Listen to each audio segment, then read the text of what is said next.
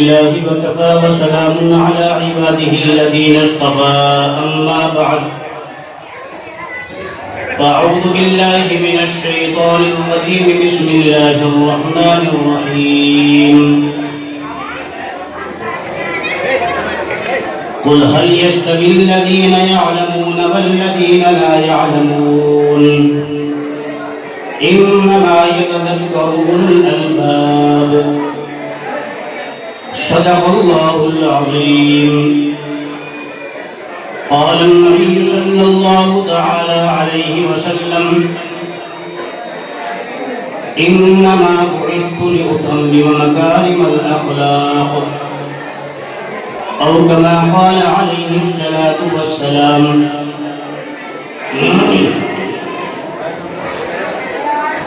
عزت اور احترام کے مستحق اسٹیج پر بیٹھے علماء کرام، عزیزان محترم، معزز سامعین نظام، اللہ تبارک و تعالیٰ کا بہت بڑا احسان ہے کہ اللہ نے آپ کے سالانہ اجلاس کے اندر شرکت کرنے کی توفیق عطا فرمائی۔ دین کی بات ہے، اللہ اور اس کے رسول کی بات ہو رہی ہے۔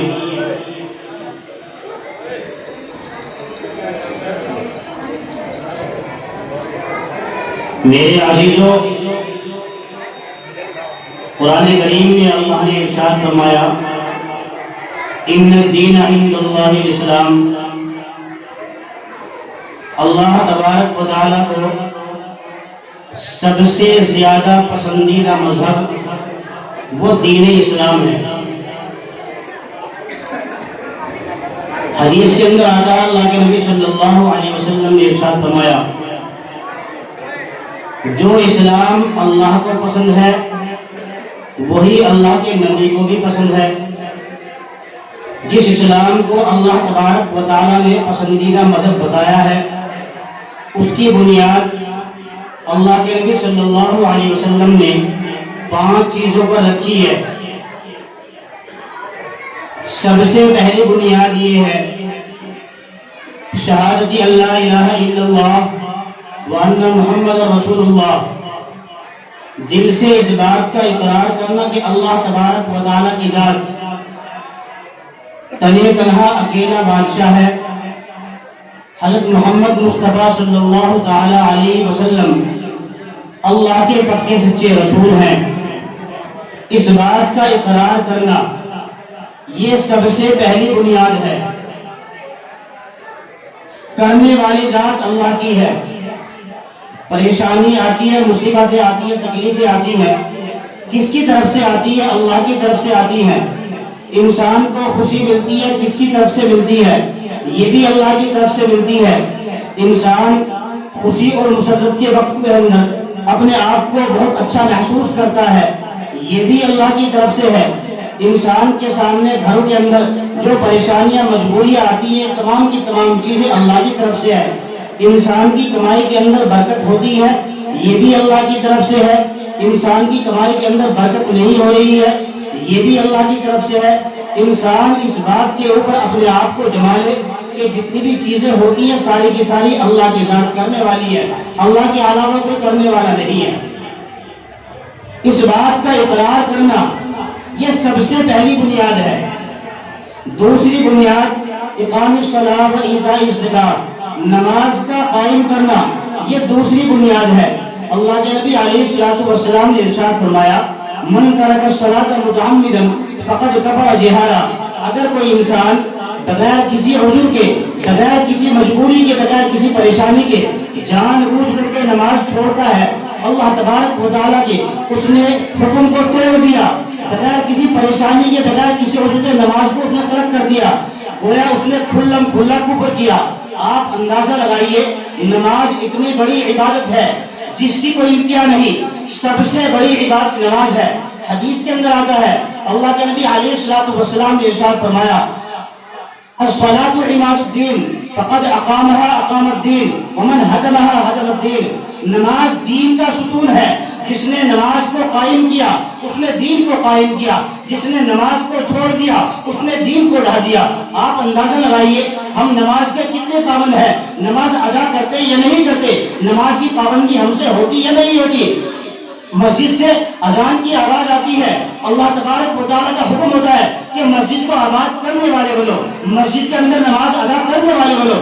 ہم مسجد سے دور بھاگتے ہیں، مسجد کے قریب نہیں آتے، مسجد کے اندر نماز ہوتی رہتی ہے، ہم باہر کھڑے انتظار کرتے رہتے ہیں، باتوں میں مشغول رہتے ہیں، مسجد کے اندر جانا گوارا نہیں کرتے۔ کیوں؟ اس لیے کہ ہم نے نماز کو ایک معمولی کام سمجھ رکھا ہے، جبکہ حدیث کے اندر یہ بات آتی ہے کہ نماز دین کا ستون ہے۔ جو انسان نماز قائم کرتا ہے وہ دین کو قائم کرنے والا ہے، اور جو انسان نماز کو قائم کرنے والا نہیں ہے وہ انسان دین کو برباد کرنے والا ہے۔ یہ دوسری بنیاد ہے، اور تیسری بنیاد زکوٰۃ کا ادا کرنا ہے۔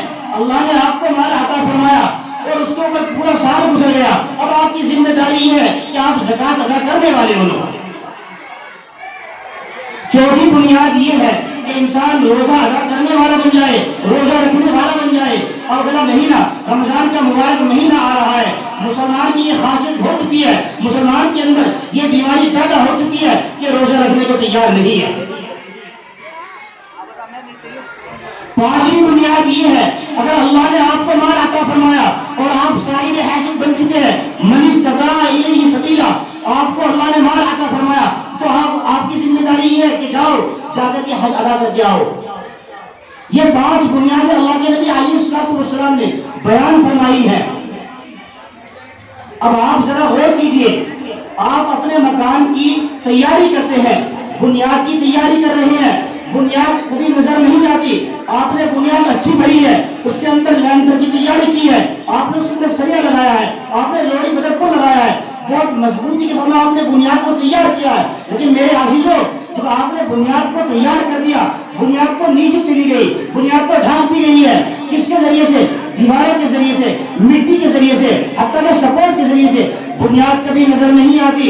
یہی حال ہمارا بھی ہے، جو اللہ کے نبی علیہ السلام نے بنیادیں بیان فرمائی ہے۔ ایمان کا تعلق آپ سے اور مجھ سے ہے، ایمان کا تعلق مجھ سے ہے، نماز کا تعلق میرے سے ہے، زکوٰۃ کا تعلق مجھ سے ہے، حتیٰ کہ روزے کا تعلق بھی میرے سے ہے، حج کا تعلق بھی میرے سے ہے۔ یہ میری پانچ بنیادیں ہیں، اگر میں ان کو کرتا ہوں تو یہ معاملہ میرے ساتھ میں ہے، آپ ادا کرتے ہیں تو یہ معاملہ آپ کے ساتھ میں ہے، کسی اور کے ساتھ نہیں ہے۔ آپ کی بنیاد مجھے نظر نہیں آئے گی، میری بنیاد آپ کو نظر نہیں آئے گی، اگر میں ان کو مضبوطی سے کرتا ہوں تو خدا کی قسم اللہ تبارک و تعالیٰ اس کو دیکھنے والا ہے۔ ایک صحابی نے عرض کیا، یا نبی اللہ، یہ تو اسلام کی بنیادیں ہیں جو نظر نہیں آتی، ای الاسلام افضل، سب سے اچھا اسلام کون سا ہے؟ یا نبی اللہ آپ مجھے بتائیے ای الاسلام افضل۔ اللہ کے نبی علیہ السلام نے ارشاد فرمایا، اطعام الطعام وطیب الکلام، اسلام کی خوبصورتی یہ ہے بھوکوں کھانا کھلانا اور اچھے کلام کرنا، یہ اسلام کی خوبصورتی ہے۔ عمارت کی خوبصورتی کیا ہے؟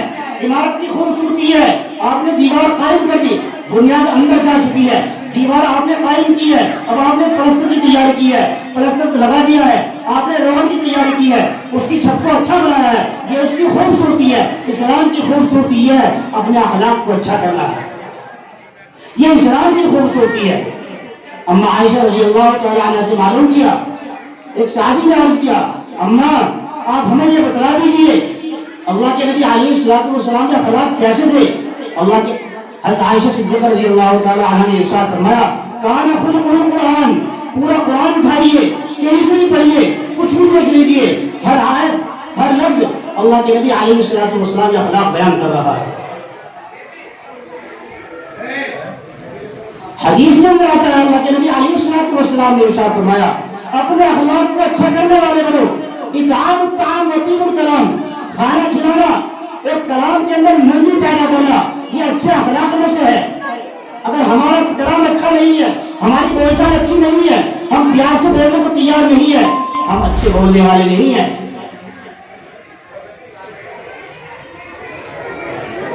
ایک مرتبہ کی بات ہے، اللہ کے نبی علیہ السلام کے پاس میں ایک یہودی آیا، ایک یہودی مہمان بن کر کے آیا۔ اللہ کے نبی علیہ السلام کی نماز کو دیکھا، ایمان قبول نہیں کیا، کھانے کو دیکھا، نماز قبول نہیں کیا، صحابہ کرام کے مجمع کو دیکھا، نماز ایمان قبول نہیں کیا، اللہ کے نبی علیہ السلام کے چہرے انور سے نبوت کے آثار نظر آ رہے تھے، ایمان قبول نہیں کیا، حتیٰ کہ شام کا وقت ہوا، رخصت کی تیاری کرنے لگا، اللہ کے نبی علیہ السلام سے معلوم کیا، مجھے معلوم ہے کہ آپ روکنا نہیں چاہتے ہیں، آپ اجازت نہیں دیں گے، میں جانا چاہتا ہوں۔ اللہ کے نبی علیہ السلام نے معلوم کیا، آپ کہاں سے آئے تھے، کتنی دور کا سفر ہے؟ اللہ کے نبی کو اس نے جواب دیا، مجھے فلاں جگہ کا سفر طے کرنا ہے، میں جانا چاہتا ہوں۔ اس نے عرض کیا، بلکہ اللہ کے نبی علیہ السلام نے عرض کیا، بہت دور کا سفر ہے، آج آپ ہمارے مہمان کرو، میں آپ کی توجہ کروں گا، میں آپ کو کھانا کھلاؤں گا۔ اللہ کے نبی علیہ السلام اس کو گھر لے کر کے چلتے ہیں، اس کا بستر کرتے ہیں، اس کی سونے کی تیاری کرتے ہیں۔ گھر کے اندر صرف ایک ہی بستر ہے، کوئی دوسرا بستر نہیں ہے۔ بستر کس چیز کا ہے؟ کوئی بوریا کے بچھونا ہے، کوئی کسی اور چیز کا نام نہیں ہے، گدا نہیں ہے، قالین نہیں ہے، کمبل نہیں ہے، بلکہ ایک بوری ہے، وہی اپنے پیارے پیارے ہاتھوں سے اللہ کے نبی علیہ السلام بچھاتے ہیں۔ اور یہودی کو غیر مسلم ہے، ایمان قبول نہیں کیا، اپنے پاک بستر کو اس کے حوالے کر دیتے ہیں۔ آج ہمارا حال یہ ہے، ہمارے گھر کے اندر مہمان آتے ہیں، اگر مہمان مالدار ہے اس کے لیے اچھے کوالٹی کا بستر ہوتا ہے، اگر مہمان غریب ہے تو اس کا بستر دوسرا ہوتا ہے، اگر مہمان غریب ہے تو کھانے کا انداز دوسرا ہوتا ہے، اگر مہمان مالدار ہے تو کھانے کا انداز دوسرا ہوتا ہے۔ آج ہمارے گھر کا حال یہ ہے، مہمان گھر کے اندر آتا ہے، اگر گھر کے اندر انورٹر موجود ہے، لائٹ جا چکی ہے تو پنکھا اپنے اوپر چلاتے ہیں، مہمان کے اوپر پنکھا چلانے کو تیار نہیں ہوتے۔ کیا یہی حسن اخلاق ہے؟ اللہ کے نبی علیہ السلام نے اپنے پاک بستر کو اس کے لیے مہیا فرما دیا، بچھایا ہے، اور اس سے یہ کہا ہے کہ آپ اس بستر کے اوپر آرام کیجیے۔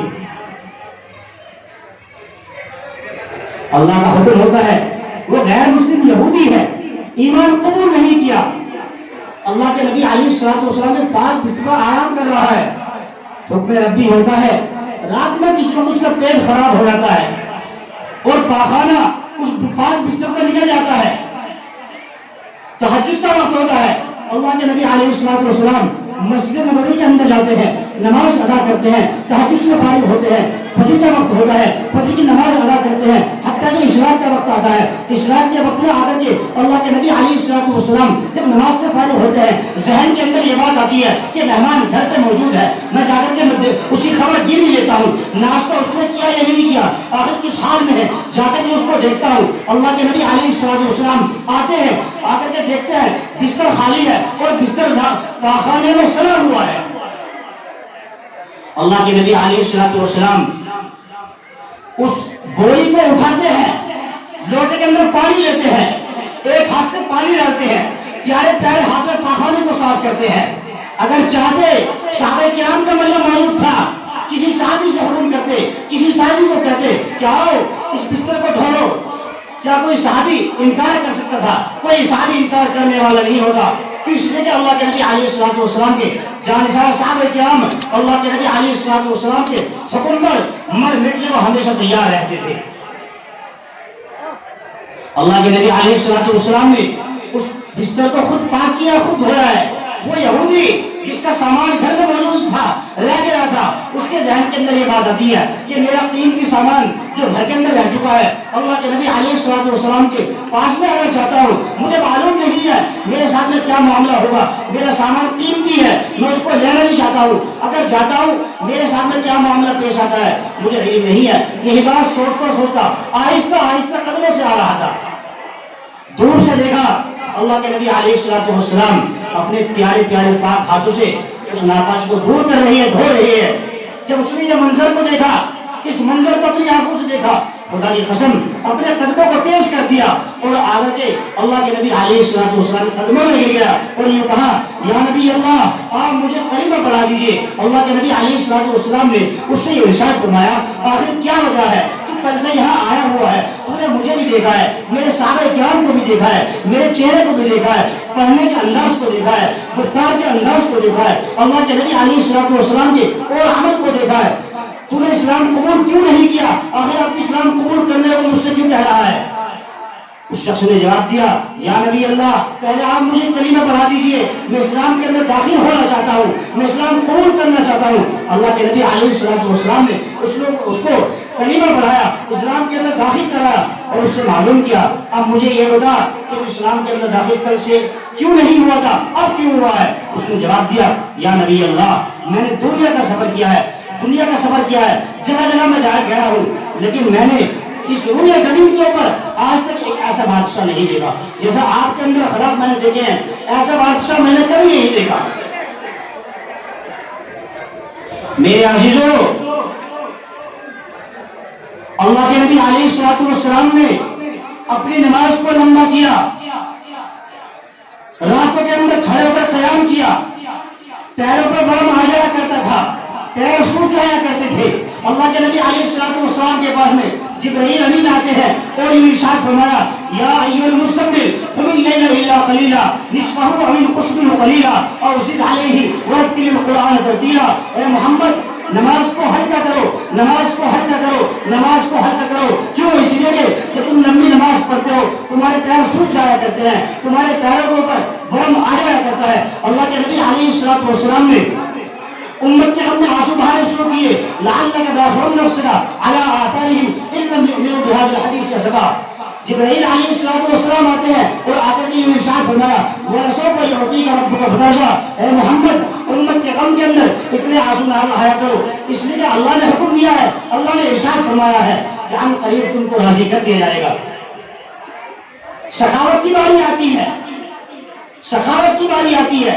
اللہ کے نبی علیہ السلام مسجد نبوی کے اندر موجود ہے، ایک بچہ آتا ہے، آتا ہے یوں عرض کرتا ہے یا نبی اللہ میری اماں نے آپ سے کپڑے کا سوال کیا ہے۔ اللہ کے نبی علیہ السلام نے جواب دیا کہ بیٹا میرے پاس کپڑا نہیں ہے، اپنی اماں جا کر کے کہہ دو جب میرے پاس کوئی کپڑا آئے گا تو میں کپڑا عنایت کر دوں گا۔